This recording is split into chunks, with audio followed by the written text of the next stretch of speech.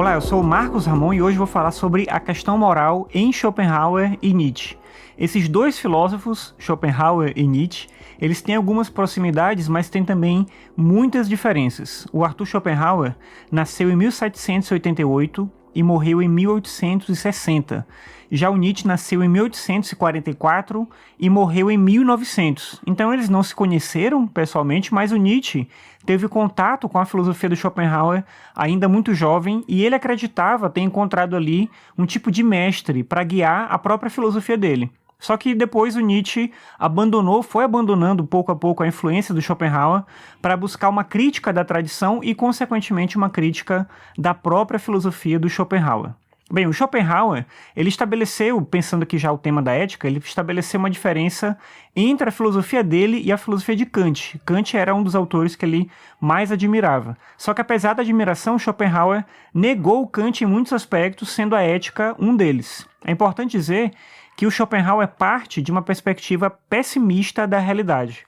Para ele, assim como para a sabedoria hindu, que ele também toma como referência, a vida é sofrimento e não existe vida sem sofrimento.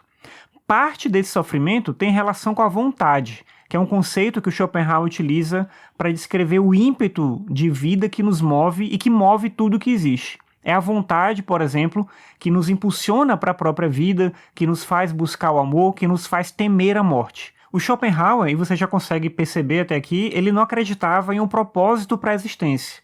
Então, a razão é também fruto da vontade. E por isso a gente busca motivos que a gente quer acreditar que são razoáveis para fazer o que a gente quer fazer, disfarçando o sofrimento ou pelo menos tentando fugir dele.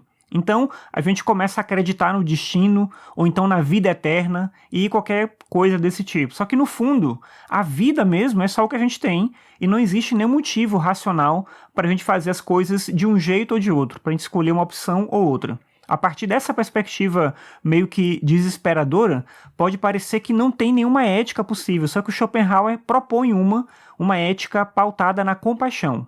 O Kant, não custa lembrar aqui, defendia uma ética mediada pela razão, e o Schopenhauer nega isso. Como eu disse antes, para o Schopenhauer, a razão é também serva da vontade. E quando a gente quer, a gente encontra motivos racionais, tanto para fazer o bem quanto para fazer o mal. Então, o ser racional não nos faz mais éticos, não nos permite agir de forma correta por conta disso. O uso da razão não é um elemento significativo no ponto de vista da ética. Então, para o Schopenhauer, o verdadeiro caminho para a ética é a compaixão. Mas por quê? Vamos pensar assim, se não existe vida eterna, se essa vida que a gente está é a única que a gente tem, e se ela não tem objetivo nenhum, por que fazer o bem? A questão para o Schopenhauer é uma questão prática. Se a gente tem que viver em sociedade, a gente tem que passar pelo sofrimento da vida, por que não ajudar a diminuir o sofrimento dos outros e, consequentemente, o nosso? Só que aqui é preciso lembrar que quando a gente age por compaixão, a gente age lutando contra a nossa natureza. A nossa natureza é egoísta e nos impele para os interesses próprios, cada pessoa agindo em função de si mesmo. Então, existe sempre aí um embate entre o determinismo da natureza, que nos priva da liberdade plena, e a nossa capacidade de reagir lutando contra essa mesma natureza. Um exemplo disso dá para a gente encontrar num livro do Schopenhauer chamado Aforismos para a Sabedoria de Vida. Nesse livro, Schopenhauer diz o seguinte, abre aspas, o caráter da primeira metade da vida é o anelo insatisfeito pela felicidade, e o da segunda é o receio da desgraça. Fecha aspas. Então, na infância, na adolescência, no início da vida adulta, a gente fica sempre querendo a felicidade que a gente nunca alcança, e depois, quando a gente começa a envelhecer, quando a gente vai chegando mais perto da morte, a gente começa a temer a morte, a sofrer por conta dessa possibilidade. Nesse sentido, a sabedoria de vida está também em buscar uma existência mais leve, nos livrando dessas condições que nos perseguem e dos sofrimentos que são sempre inevitáveis, de uma forma ou de outra eles vão vir. Algumas pessoas sofrem mais do que outras, obviamente, mas como eu comentei antes, na visão do Schopenhauer, não existe uma vida sem sofrimento.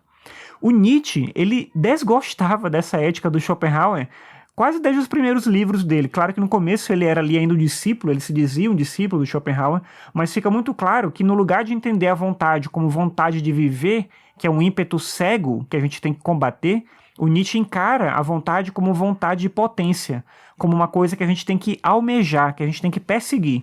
É nesse contexto que o Nietzsche acreditava que a sociedade ocidental tinha se tornado enfraquecida, justamente por apoiar uma moral da compaixão, que é a moral que o Schopenhauer propõe. O Nietzsche chama essa perspectiva de moral de rebanho, ou seja, uma ética pautada na aniquilação da vontade.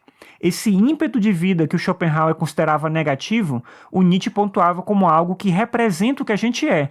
Então, nessa interpretação, negar a vontade seria negar a nós mesmos, o que a gente é, o que a gente representa. E esse tipo de ação causa ressentimento, medo, angústia e não liberdade. Para a gente viver bem e em paz no mundo, a gente precisa dar espaço para a gente viver os nossos desejos. Só que isso não implica, como parece ser inicialmente, em uma total ausência de controle. O questionamento do Nietzsche é apenas sobre a base em que essa noção de um possível controle se estabelece. Quando todas as normas que a gente segue são externas, quando elas vêm da religião, da política, da educação ou de outras instâncias semelhantes, a gente deixa de refletir sobre as nossas próprias vidas e a gente perde a conexão com o sentido de existir. É assim que o Nietzsche defendia o que ele chamava de amor fati, ou seja, amar o destino. Essa expressão não significa uma resignação diante das coisas ruins que acontecem com a gente, mas sim uma aceitação da vida. Muitas pessoas passam grande parte da vida sonhando com uma vida que elas não possuem, imaginando como seria bom ter isso ou aquilo, ou viver desse jeito ou de outro, e enquanto a gente fica lamentando aquilo que a gente não tem, a gente acaba esquecendo de viver a nossa própria vida da melhor forma possível. Por isso, e essa é a mensagem que o Nietzsche coloca na ética dele, a gente deve amar a nossa vida, a gente tem que amar o nosso destino, a gente tem que fazer da nossa vida o melhor que a gente puder. Então, apesar de reconhecer como Schopenhauer que a vida é sofrimento, o Nietzsche pretende abraçar esse sofrimento lutando uma luta justa para sair dele. É como ele mesmo escreveu, o que não me mata, me fortalece. Bem, obrigado por me ouvir aqui falando sobre essa discussão na ética, na filosofia do Schopenhauer e na filosofia do Nietzsche. Espero que você tenha gostado dessa reflexão que eu trouxe aqui. E é isso, obrigado pela sua audiência, até a próxima, tchau.